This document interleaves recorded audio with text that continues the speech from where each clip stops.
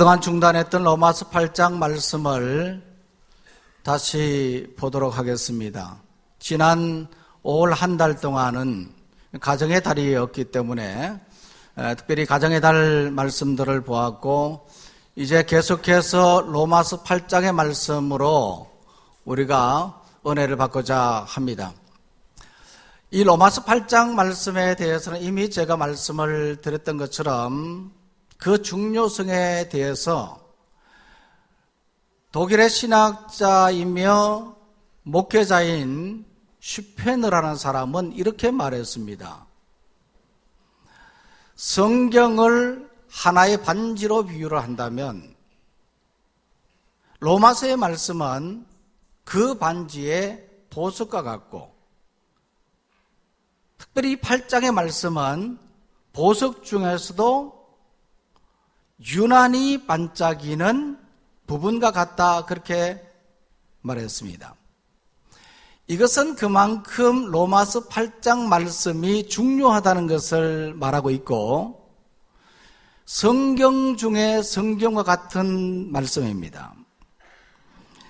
그래서 로마서 8장은 우리 자신과 우리 자신의 신앙생활을 종합적으로 검토해 볼 수 있는 중요한 말씀인데, 만약 이 로마서 8장에 아무런 거리낌이 없다고 한다면 우리는 신앙의 긍지와 자신감을 갖게 될 것입니다.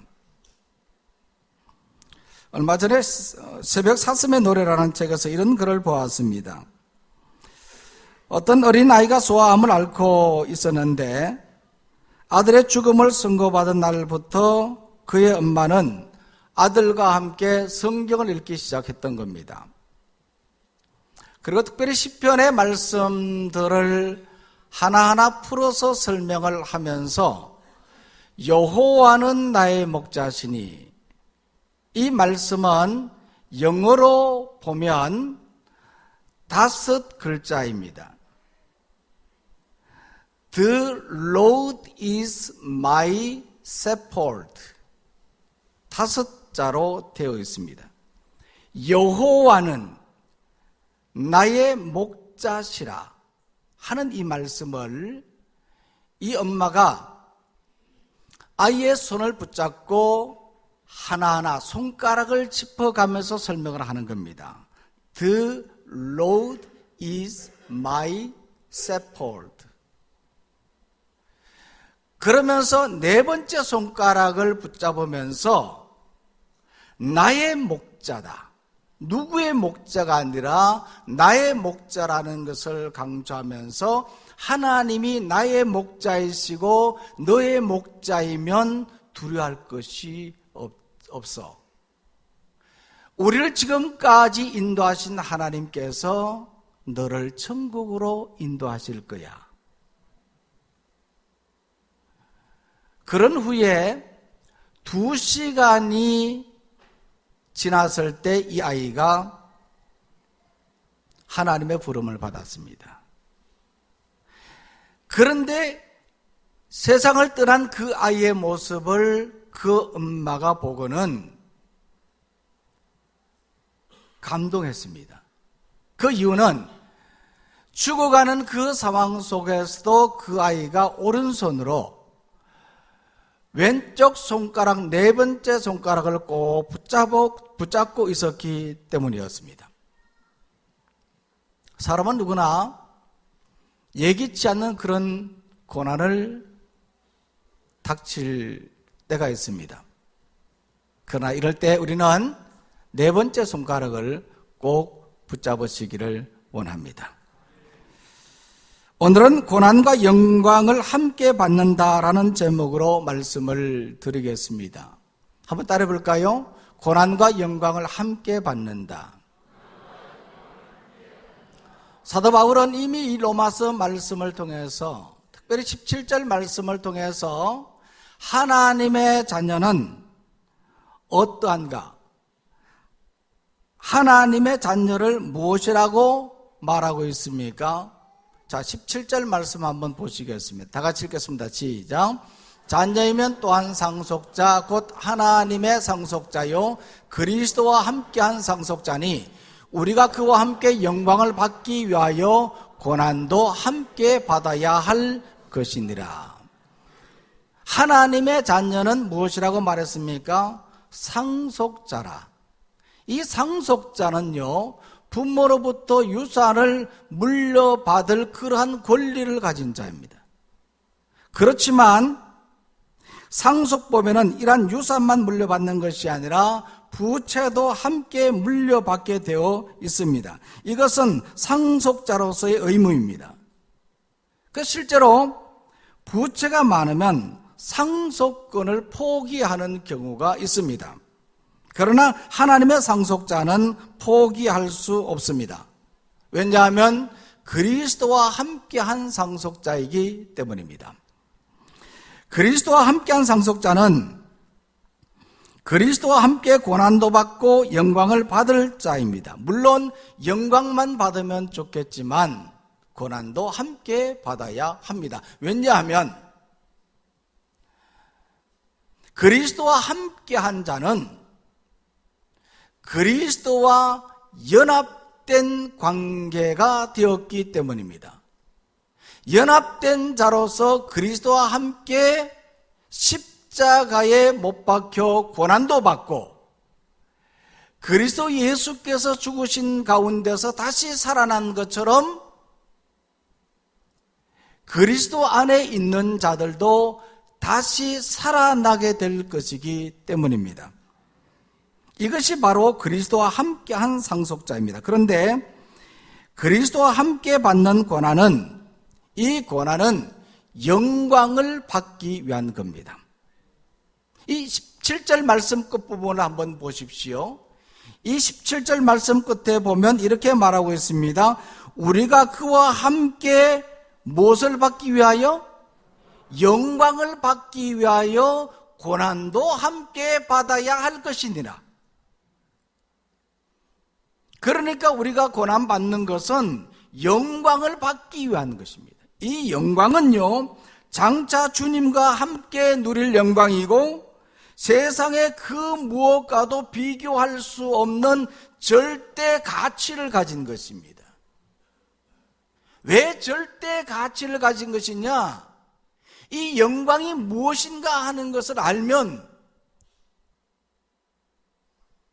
이 영광이 절대 가치를 가진 것이라는 것을 알 수가 있습니다. 이 영광은 무엇입니까? 먼저는요, 몸의 영광을 말합니다. 오늘 본문은 아니지만 23절의 말씀에 보면요, 몸의 속량을 기다리느니라 그렇게 말했거든요. 이 속량이란 말은 죄를 대신한다는 뜻으로 죄된 우리의 몸이 죽어 장차 예수님의 영광스러운 몸과 같이 되는 것을 말하는 겁니다. 오늘 우리는 예수님을 믿어서 거룩하다, 구원을 받았다 그렇게 말하지만 우리는 여전히 죄 가운데 있는 자입니다. 우리가 구원을 받았다고 말하지만은 우리의 구원은 완전한 것이 아니라 구원의 도상에 있는 것입니다. 우리가 완전하게 구원받는 것은 주님 앞에 설 때입니다.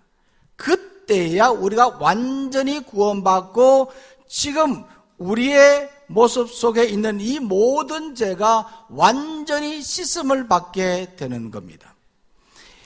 우리 몸에 있는 이 모든 죄가 완전히 씻음을 받으면 우리의 몸은 예수님의 그 부활하신 몸과 같이 영광스러운 모습으로 변화되게 되는 것입니다.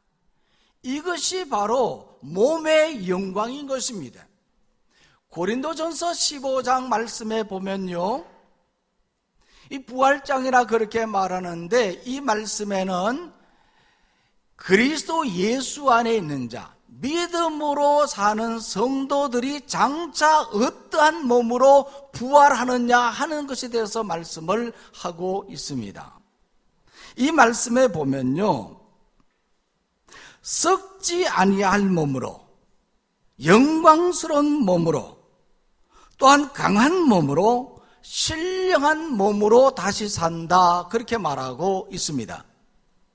오늘 우리는 죽어서 주님 앞에 서는 그날에는 영광스러운 몸으로, 신령한 몸으로 다시 살게 될 것입니다. 이 얼마나 감격스러운 모습입니까? 예수님이 재림하실 때 성도들은 모두 이와 같이 영광스러운 모습으로 변화되어서 공중에서 주님을 만나 주님과 함께 영원히 살게 될 것입니다. 이것이 바로 몸의 부활입니다. 얼마나 감동적입니까? 이것이야말로 영광스러운 것이거든요. 지금은 우리가 온전하지 않습니다.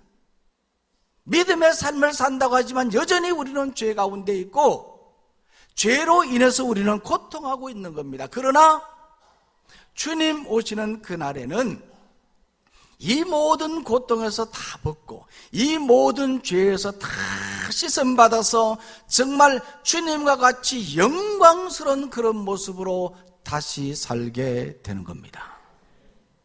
또 오늘 이 말씀을 통해서 우리가 보면 이 영광은 무엇인가? 그것은 신분의 영광을 말합니다. 요한일서 3장 2절 말씀에 보면요, 그가 나타나시면 우리가 그와 같은 줄을 아는 것은 그의 참 모습 그대로 볼 것이기 때문이라, 그렇게 말했습니다. 주님이 오실 때는 주님의 참 모습 그대로를 볼 것이라. 이 참 모습이라고 말하는 것은 나타내 보여지는 그러한 주님의 모습이 아니라 하나님의 아들로서의 신분을 가진 그러한 예수님의 모습으로 우리가 보게 될 것이라는 것을 말하고 있는 겁니다. 그래서 이런 주님의 모습처럼 오늘 우리들도 부활의 때에 주님 오시는 그날에 하나님의 아들이신 예수님의 모습처럼 그러한 신분의 모습으로 우리가 변화된다는 겁니다. 이 얼마나 거룩하고 영광스러운 모습입니까? 세상에 석박사 학위를 받고 판검사가 되고 사회적으로 높은 자리를 차지했다고 하더라도 예수님의 영광스러운 신분에 비교할 수가 없습니다. 이것은 세상의 그 무엇과도 비교할 수 없는 절대 가치를 가지고 있는 것이기 때문입니다. 우리는 장차 이러한 신분의 영광을 받게 될 것입니다. 이것이야말로 큰 영광이 아닐 수가 없는 거죠. 신분의 영광입니다. 또 하나는 사역의 영광입니다. 요한계시록 22장 5절 말씀에 보면 다시 밤이 없겠고 등불과 햇빛이 쓸데없으니 이는 주 하나님이 그들에게 비치심이라고 말했습니다. 이것은 장차 하나님의 영광을 직접 보며 그 광채 아래 살게 될 것이라는 말입니다.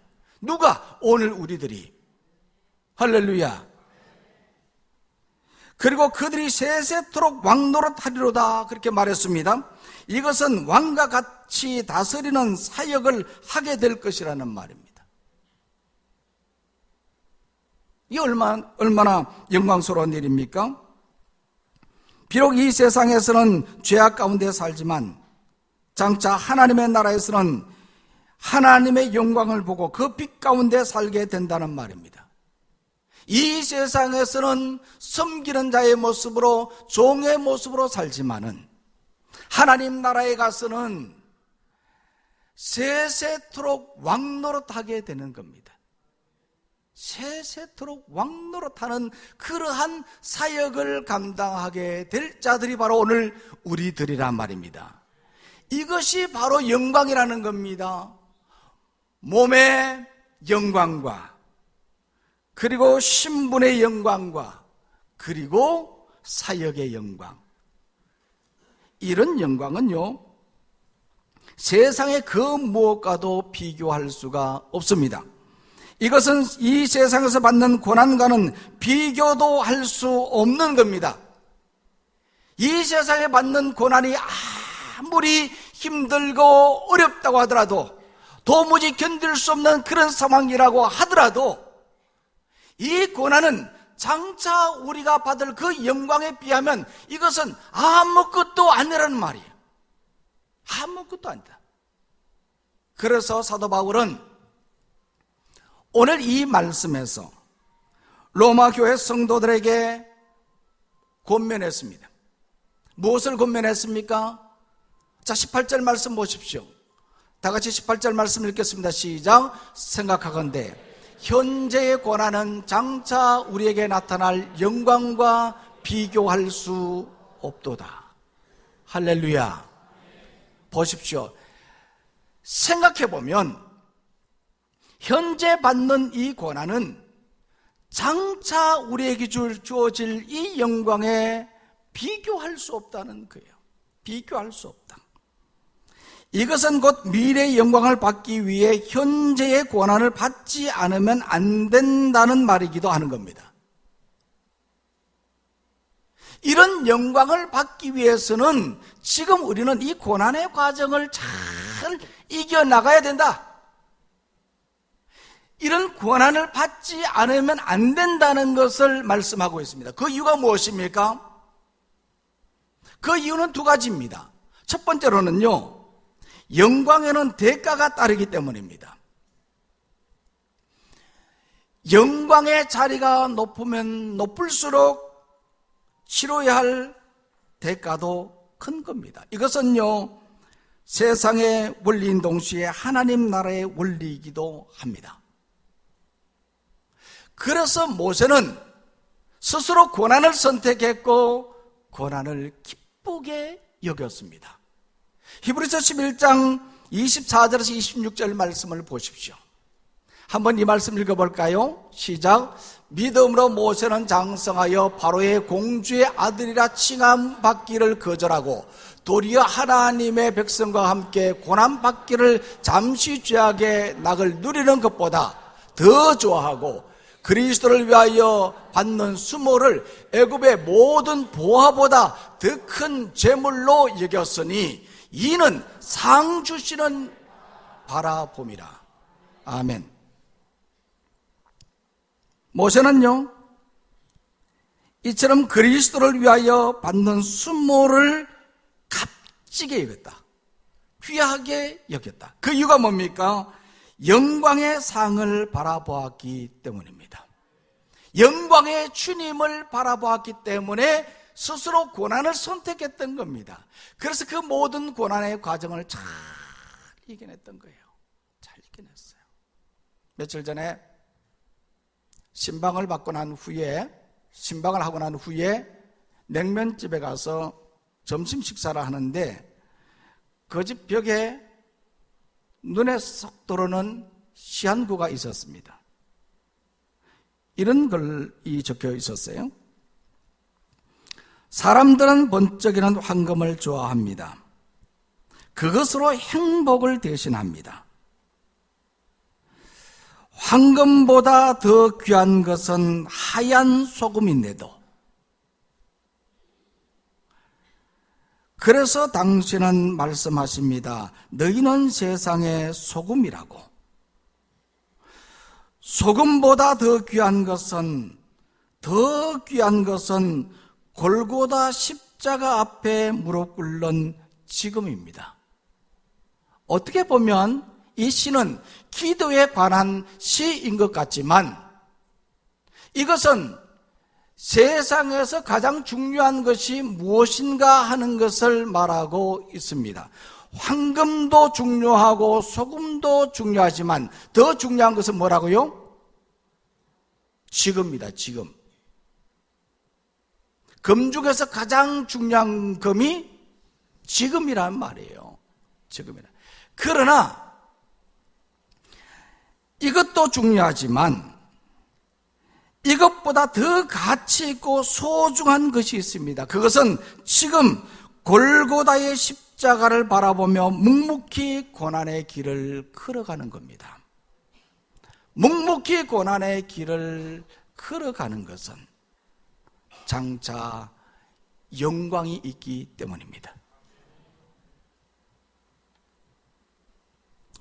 또 오늘 이 말씀에 보면요, 현재의 고난을 받아야 하는 두 번째 이유는 고난을 받아야 영광이 임하기 때문입니다. 이 고난이라고 하는 것은요, 돌이키고 회개하는 기회입니다. 연단받고 또 훈련받는 그러한 과정입니다. 또한 하나님의 뜻이 이루어지는 순간입니다. 그래서 사도 베드로는 이러한 고난의 과정 속에서 기뻐해야 된다, 그렇게 말했습니다. 베드로전서 4장 14절 말씀에 보면요, 이와 같이 말하고 있습니다. 다 같이 읽겠습니다. 시작. 너희가 그리스도의 이름으로 치욕을 당하면 복이 있는 자로다. 영광의 영 곧 하나님의 영이 너희 위에 계심이라. 아멘. 여기 보면요, 너희가 그리스도의 이름으로 고난을 당하면, 치욕을 당하면 이것이 복이라. 이것이 곧 영광이 된다는 거예요. 왜 그렇습니까? 그 위에 바로 영광의 영 곧 하나님의 영이 임하기 때문입니다. 하나님의 영이 임하기 때문에. 사도 바울이 이 로마서를 쓸 당시는 AD 56년경이었습니다. 이때도 이 로마 교회는 로마의 통치 아래서 고난을 당하고 있었지만은 AD 64년부터는 본격적으로 교회가 박해를 받기 시작했습니다. 기독교회가 시작될 때 약 초기 30년 정도는 유대교로부터 박해를 받았지만은 이어서 약 300년 동안 로마의 통치 아래서 로마의 박해를 받았습니다. 그 대표적인 박해자가 누구였습니까? 네로 황제였습니다. 그는 AD 64년에 로마의 대화재가 발생했을 때 로마시가 약 3분의 2 정도 불타버렸습니다. 그래서 사람들은 이와 같이 불을 낸 사람이 누구냐? 황제가 그랬다. 네로 황제가 그랬다. 그렇게 의심하고 그러한 소문이 돌자 안전의 위협을 느낀 이 네로 황제가 이 책임을 기독교인들에게 돌렸어요. 그래서 이 기독교인들이 그때부터 모진 순환을 당하게 되었습니다. 가혹한 박해를 받게 되었는데 맹견에 물려 죽기도 하고 사자의 밥이 되기도 하고 십자가에 처형되거나 화형되기도 했습니다. 때로는 짐승의 털 가죽에 입혀져 개에게 물려 죽기도 했습니다. 심지어는 황제의 정원의 나무에 묶여 화형됨으로써 인간 횃불이 되기도 했습니다. 이처럼 기독교인들은 네로 황제에 의해서 처참하게 박해를 받았습니다. 이때에 신앙을 지키고 믿음을 지키기 위해 많은 성도들은 피신을 했습니다. 어디로 피신했습니까? 카타콤베라는 곳으로. 이 당시의 지하 공동묘지로 그들이 다 숨었습니다. 왜냐하면 묘지는 로마 법상의 신성 불가침 공간이었기 때문이었습니다. 그러면서 정확하진 않지만은 그들은 AD 56년경에 사도 바울이 보낸 이 편지, 이 로마서의 말씀을 그들이 기억하고 큰 힘을 얻지 않았나 하는 생각을 하게 됩니다. 고난 속에서도 그들은 신앙의 교리를 체계적으로 세워나갔고 경건의 삶을 실천해 나갔던 것입니다. 더욱이 무엇보다도 8장 18절의 이 말씀으로 그들은 삶에 큰 힘이 되었던 겁니다. 왜냐하면 그리스도에는 고난과 영광을 함께 받는 자이고, 그렇지만 장차 나타날 영광에 비하면 현재의 고난은 아무것도 아니라는 사실을 알았기 때문입니다. 지금의 고난이 힘들고 어렵지만 무고하게 죽어가는 그러한 상황이었지만은 이 고난은 장차 받을 영광에 비하면 아무것도 아니라는 겁니다. 오늘 여러분은 이 말씀에 확신하십니까? 현재 이 고난은 장차 주어질 영광에 비교가 안 된다는 겁니다. 지금 우리들 가운데는요, 피할 수 없는 고난에 처해 있는 분들도 있습니다. 때로는 믿음 생활하는 것 때문에 억울하게 손해를 보고 어려움을 당하는 분들도 있을 수 있습니다. 이런 일 저런 일로 인해서 고난 가운데 있는 분들이 있습니다. 이럴 때 우리는 어떻게 해야 되겠습니까? 고난을 잘 이겨내야 합니다. 성령의 능력을 가지고 인내함으로 견뎌내야 합니다. 그러면 영광이 주어질 것입니다. 중국 공산당 마오쩌둥으로 인해서 사회주의 문화 대혁명이 일어났을 때 선교사들은 모두 추방을 당했습니다. 그때에 이 마지막으로 떠나던 선교사 한 분이 제자 훈련을 받고 교회의 훌륭한 지도자가 된 중국 목사님과 차를 마시면서 물었습니다. 염려가 될 것 아닙니까? 선교사 자신들은 다 떠나가면 되지만 여기 남아서 신앙을 지켜야 될 분들을 생각하니까 염려가 되었던 거예요. 그래서 교회 지도자로 그분이 시험을 받았는데, 그래서 이 선교사님이 그 중국 목사님께 물었던 겁니다. 앞으로 많은 환난과 핍박이 몰려올 텐데 견딜 수 있겠습니까? 그러자 그 중국 목사님이 한참이나 그 차를 바라보더니만은 말을 했습니다. 선교사님, 이 차가 뜨겁죠? 그러면서 티백을 들고는 이 티백이 뜨거운 물속에 들어갔다고 해서 그 맛을 잃었나요? 아마도 뜨거운 물속에서 진짜 맛을 낼 수 있을 것입니다. 두고 보십시오. 제 신앙이 진실이라는 것을 이 고난 속에서 주님 앞에 입증해 보이겠습니다. 성령의 사람은 고난을 이깁니다. 고난에서도 끝까지 견딥니다. 그 고난이 아무리 힘들고 어렵다고 하더라도 참고 인내합니다. 왜 나만 겪는 고난이냐고 불평하지 마세요. 고난의 뒤편에 있는 주님이 주실 축복 미리 보면서 감사하세요. 너무 견디기 힘든 지금 이 순간에도 주님이 일하고 계시잖아요. 남들은 지쳐 앉아 있을지라도 당신만은 일어서세요. 힘을 내세요. 힘을 내세요. 주님이 손잡고 계시잖아요. 주님이 나와 함께함을 믿는다면 어떤 고난도 이길 수 있잖아요. 어떤 고난도 이길 수 있잖아요. 왜 나만 겪는 고난이 있냐고 생각하느냐는 거예요.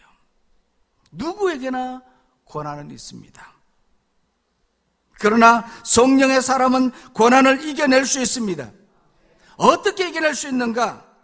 성령의 능력으로, 인내함으로 이겨낼 수가 있는 것입니다. 고난을 이겨내면 마침내 영광에 이르게 됩니다. 오늘 우리는 어떤 어떠한 고난 속에서도 이 고난을 잘 이겨내고 영광에 이르는 성도가 되기를 간절히 소망합니다. 주신 말씀 생각하면서 함께 우리가 기도를 드리도록 하겠습니다. 함께 우리가 기도할 때 특별히 주어진 이 삶 속에 이런저런 삶의 고난들이 있습니다. 이런저런 힘들고 어려운 부분들이 있습니다. 그러나 이런 상황 속에서 이 모든 고난을 우리가 잘 이겨내게 해달라고, 이 고난 후에 반드시 영광이 주어질 것이라는 것을 생각하고 이 시간 여러분의 간절한 마음으로 소리내서 기도하겠습니다. 하나님 아버지 감사합니다.